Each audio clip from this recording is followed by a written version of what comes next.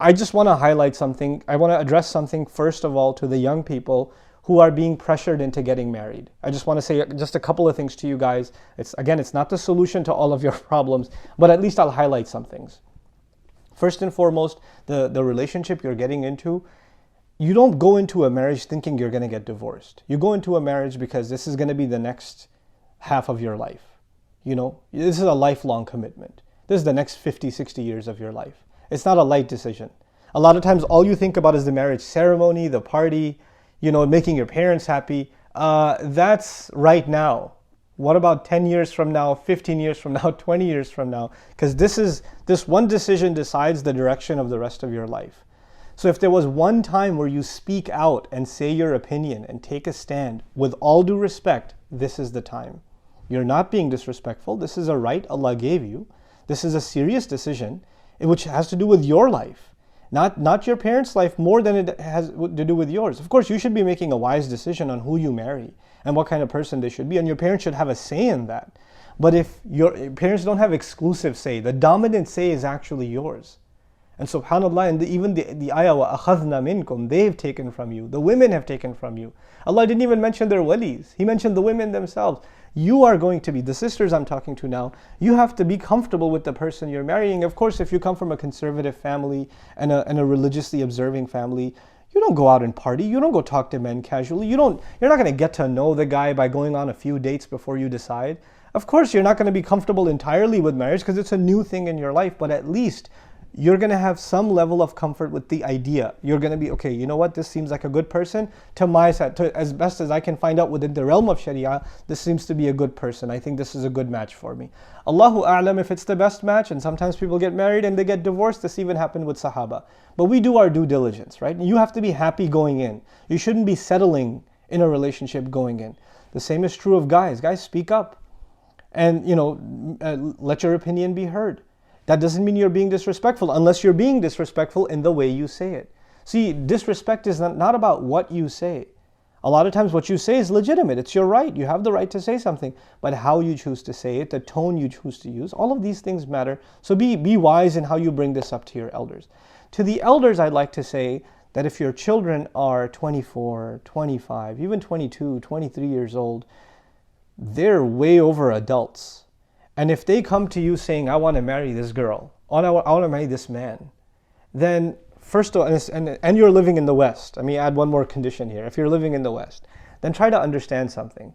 They would not have brought this proposal up if they weren't serious. Second of all, they're not children anymore. You can call them children when they're 85 years old and you're 150. It won't matter. They're not children anymore. They're adults. And this is not a kid going to a toy shop saying, I want to buy that toy, but get me an Iron Man action figure. And so you just yell at them and say, no, that's not for you. Buy the Ninja Turtles instead. No. This is not the purchase of a toy. This is a life decision. And these young people, you should discuss this decision with them. But for a lot of you parents, when they bring up a proposal, you're like, no way. Are you kidding me? And it becomes a matter of pride that your child chose a person, not you. Look, you brought them into a Western society. They're mingling with men and women all the time. The fact that they may have found somebody, maybe not in the most acceptable means Islamically, but it's already happened. They already like somebody. They're already interested in marrying someone. And you shut them down and you say, no way, this will never happen. This is a matter of our pride. This is a matter of our religion. Well, there are so many other matters of your religion where you ignore to teach them properly, where you ignore to provide them a healthy environment. And now you're getting angry at them for, making a choice or even suggesting a choice. At least consider the choice. Become more open-minded about the possibilities. The world around you has changed. The way you got married, the way even, my parents got married is a different time. Those norms, those standards, cultural standards have changed. The world around us has changed, So we have to be open to the choices that our children are making. Look, if you're sending your son to college, you have enough trust in him to send him to college, to let him work in a non-Muslim society. If you're sending your daughter to school and she's getting an education in a non-Muslim society, you trust her enough to send her out into a cruel, corrupt world, and to survive and uphold her values. So then you have to trust her enough with her decision. At least enough to consider her decision. Even if you don't like the choice at first, at least to consider that decision. So be a little more open-minded about this discussion and control the tempers.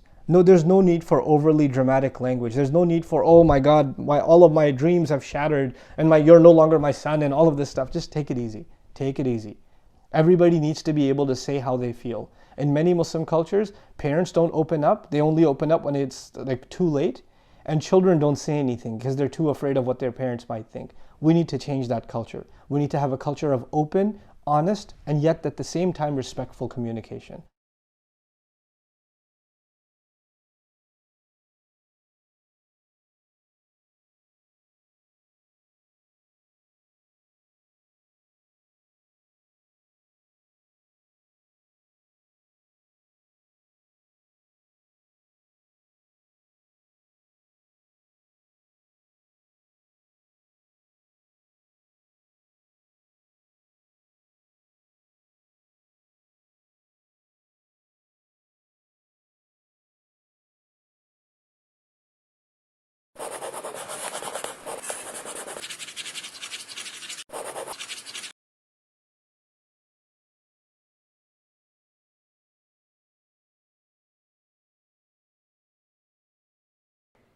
It was not a day like any other in her life.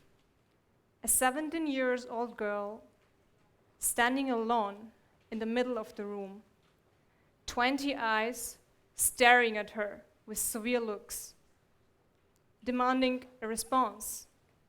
Her answer is short and simple: no. That moment changed the rest of her life. She was beaten, abused, threatened, and kept enclosed in a Quranic madrasa. Even her own family plotted against her. There was no escape, nowhere to flee. If you're now wondering why I'm telling you the story, it's because this is my story. I was born in Pakistan in a small village called Dedar. I lived there with my 2 brothers, with my sister, and my mother. When I was 10 years old, my father brought us to Austria, where he already lived. And the freedom that I experienced in the West, it was both. On the one hand, very exciting and fascinating. On the other hand, shocking. I asked myself questions like, why is my neighbor not married but having kids still alive? But although I had these questions, I knew that I don't have to adjust to these people's lifestyle. This is how my mother used to call them.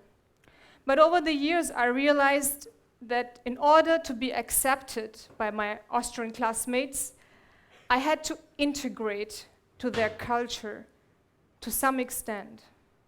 So my problem started when I was 15 years old. I loved my new life, the lipstick and the jeans, the makeup. And my parents didn't. They didn't want me to adjust to the Western lifestyle because for them, the Western culture was evil. And we were in Europe only to be educated and to go to school. So we thought about swimming lessons, we thought about acting classes, which my father thought were only for prostitutes.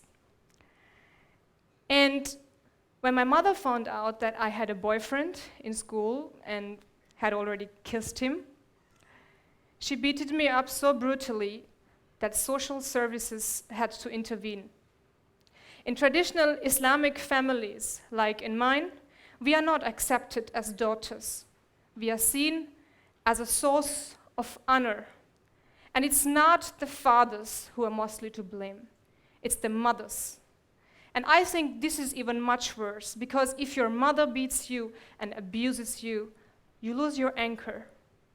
And when my mother was my age, she was settling into an arranged marriage. And she thought it was time for me to do the same. But I refused to marry my cousin in Pakistan that they had chosen for me. That was extremely shaming and embarrassing for my parents. They lost their face in the Pakistani community. And so they wanted to restore the family's honor. and tricked me with a holiday to my relatives in Pakistan. What happened when we got there, I already told you at the beginning. But it even got worse when my father threatened me with death when I left Islam and converted to Christianity. I fled to Germany in 2004 with the decision to help girls and women who, in order to be free, lose their families and have death threats on their lives. We help those victims of honor-based violence. Every year, 5,000 women are killed by their fathers and brothers in the name of honor. We give those women their dignity. We help them find shelters, give them legal advice. And since 2006, I'm under police protection in Germany. I rarely go out alone, and so I have fought for my freedom and paid a very high price. But if you're now asking yourself, why was it really worth it? My answer is short and simple: yes, thank you.